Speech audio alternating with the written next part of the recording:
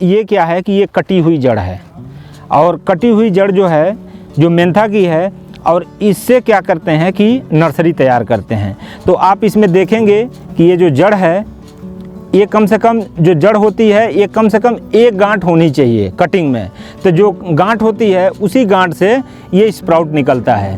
तो ये चूँकि 2-3 दिन का हो चुका है तो ये देखिए स्प्राउट निकला हुआ है, ये स्प्राउट निकले हुए हैं। इसको क्या करते हैं कि इसकी पहले कटिंग करते हैं और काट करके छोटे छोटे टुकड़े में कम से कम एक गांठ एक कटिंग में होना चाहिए। यहीं से ये मेंथा स्प्राउट करता है। और इसको क्या करते हैं काट करके जब इसको फफूंदी नाशक जो दवाई आती है बेबेस्टीन हो या रिडोमिल हो उससे हम इसको ट्रीट करते हैं। तो 1 किलो शक्कर जो है 3 ग्राम दवाई पर्याप्त होती है। उसको पानी में मिला करके या तो इसमें डायरेक्ट आप मिला दीजिए इसके साथ और मिला करके और इसको पानी छिड़क करके इसको थोड़ा सा रब कर दीजिए कि आपस में ये चिपक जाए। हालांकि इसमें वो है जौगरी और इस चीज़ की और ये जो चावल का माड़ मिलाते हैं गम मिलाते हैं इसकी आवश्यकता नहीं है। बेबेस्टीन डायरेक्ट यूज कर सकते हैं इस शक्कर के साथ। और ये जूट वाली बोरी है, ये जूट वाली बोरी से इसको नम करके रख देंगे इसको। और इसको 1 दिन पहले हम करेंगे, 24 घंटा पहले हम इसको कर लेंगे। 3 दिन पहले तक का कर सकते हैं।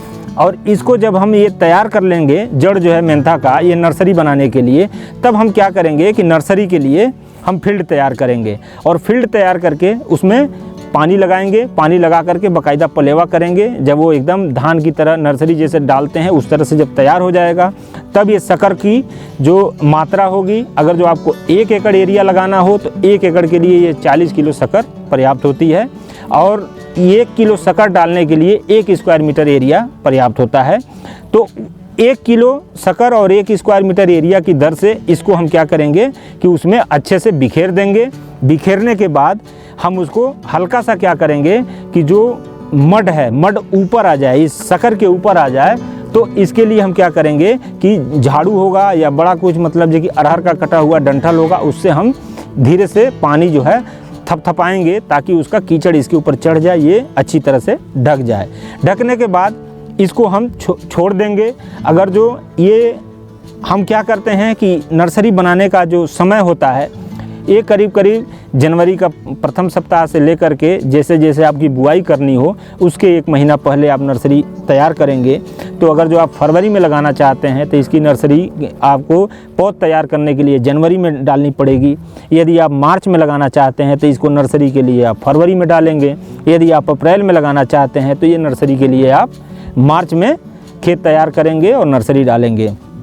नर्सरी के लिए 2 विधियां हैं, एक सामान्य विधि है और दूसरी जो है पॉलीथीन कवर करके करते हैं। पॉलीथीन कवर हम इसलिए करते हैं ताकि जो ठंडी में जब हम शक्कर जो जड़ होती है जब जड़ डालते हैं ज़मीन में तो स्प्राउट करने में समय लेता है, तो ये जल्दी तैयार हो जाए इसलिए इसके ऊपर पॉलीथीन कवर कर देते हैं। और उसको बिल्कुल जब पॉलीथीन कवर कर देंगे तो उसको हीट मिलेगी, तापमान मिलेगा और उस गर्मी से वो स्प्राउट जल्दी हो जाता है। तो इस तरह से जिनको फरवरी में लगाना हो तो वो पॉलीथीन कवर के साथ नर्सरी तैयार करेंगे और उसको जो है फरवरी में इसकी निश्चित दूरी पे जैसा कि बताया गया है आप इनको रोपण कर देंगे। रोपण करने का तरीका मेड़ विधि है।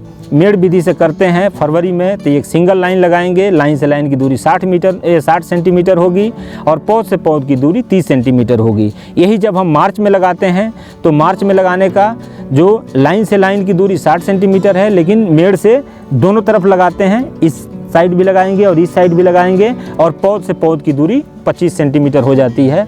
लेकिन जब यही हम अप्रैल में जाते हैं तो अप्रैल में भी दोनों साइड लगाते हैं और पौधे से पौधे की दूरी 20 सेंटीमीटर हो जाती है।